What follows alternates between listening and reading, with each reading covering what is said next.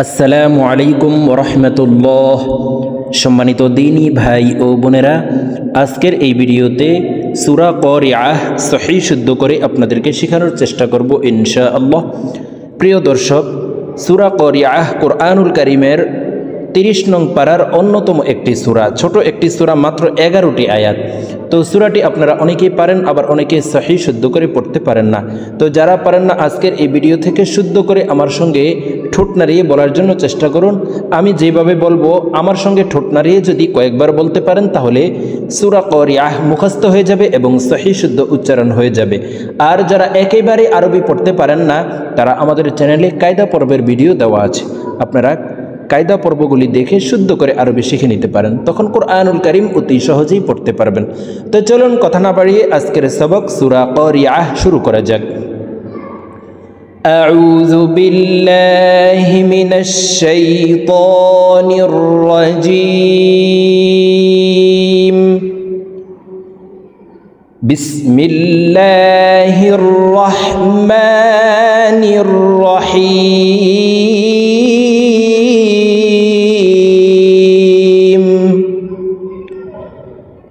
আল ক্বারিআহ।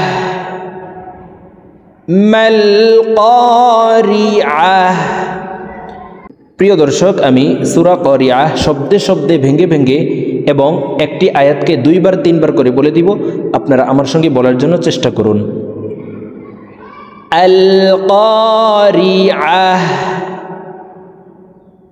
আল ক্বারিআহ। মাল ক্বারিআহ। মাল ক্বারিআহ। প্রিয় দর্শক, এই দুইটি আয়াত যেহেতু ছোট, আমরা যদি মিলিয়ে পড়ি তাহলে এভাবে পড়তে হবে। দেখুন, আল ক্বারিআতু মাল ক্বারিআহ। আল ক্বারিআতু মাল ক্বারিআহ।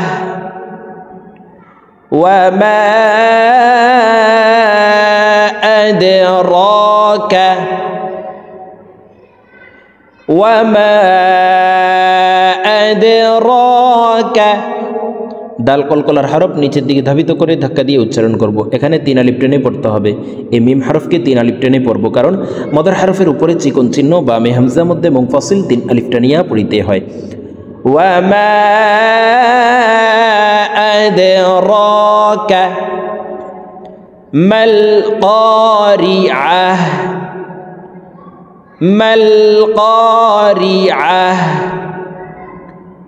ওয়া মা আদরাকা মাল ক্বারিআহ। ওয়া মা আদরাকা মাল ক্বারিআহ। ইয়াউমা ইয়াকুনুন নাসু।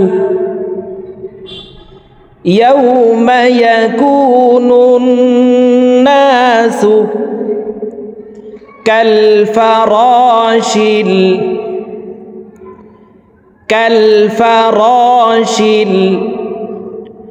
মাবসুস।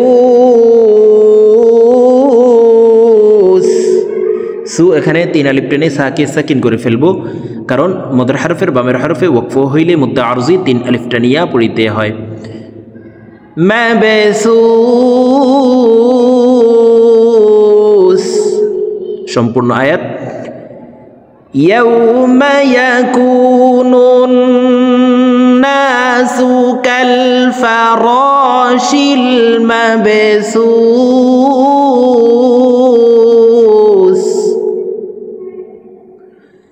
ইয়াউমা ইয়াকুনুন নাসু কাল ফারাশিল মাবসুস।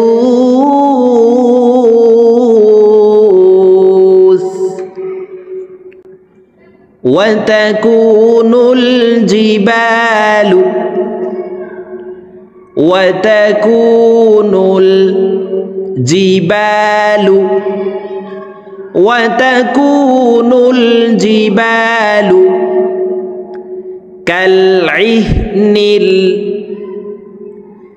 كالعهن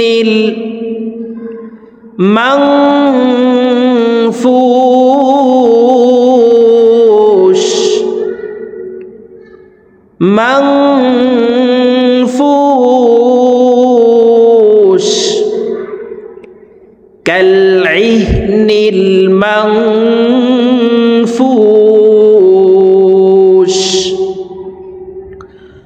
وتكون الجبال كالعهن المنفوش فأما من ثقلت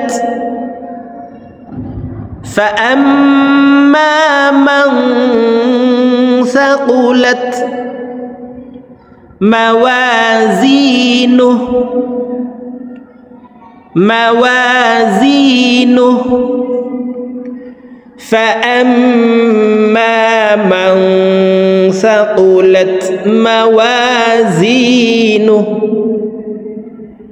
فأما من ثقلت موازينه فهو في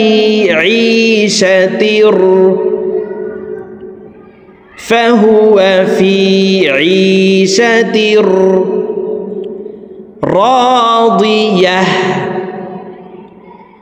راضية বলতা ওয়াকফের ক্ষেত্রে হার উচ্চারণ করব এবং হাকে সাকিন করে ফেলব فهو في عيشة راضية فهو في عيشة راضية وأما من خفت এখানে ওয়াজিব গুন্না হরকতের বামে নুনে মিমে তাসদিদ হইলে সর্ব অবস্থায় নাকের বাসি থেকে গুন্নাহ করিয়া পড়িতে হয়। তো প্রিয় দর্শক দেখুন এখানে হরকতের বামে মিমের উপরে তাসদিদ আছে, এই কারণে এই হরকতওয়ালা হামজাটি তাসদিদওয়ালা মিমের সাথে 3 সেকেন্ড পরিমাণ গুন্নাহ করে পড়ব। وأما من خفت موازينه وأما من خفت موازينه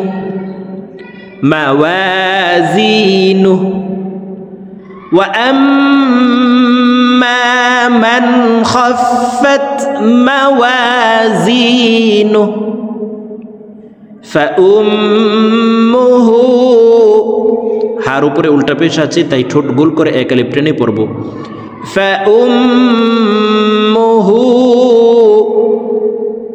هاوية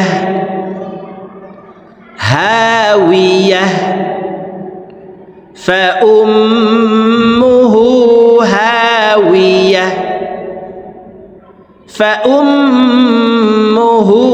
هاوية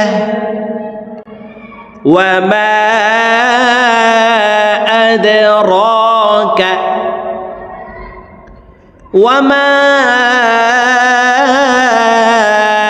أدراك ما هي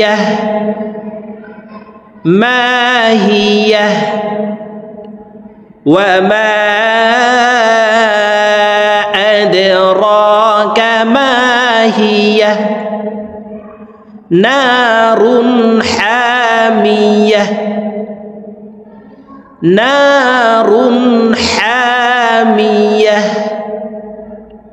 প্রিয় দর্শক আমি এখন সূরাতুল কারিআহ আপনাদেরকে একটানে রিডিং বলে দিচ্ছি।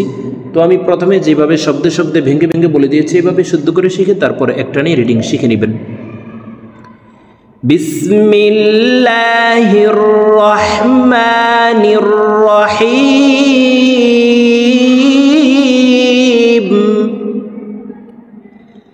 আল কারিআহ মাল কারিআহ ওয়ামা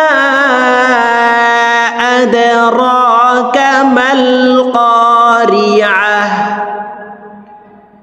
ইয়াউমা ইয়াকুনুন নাস كالفراش المبثوث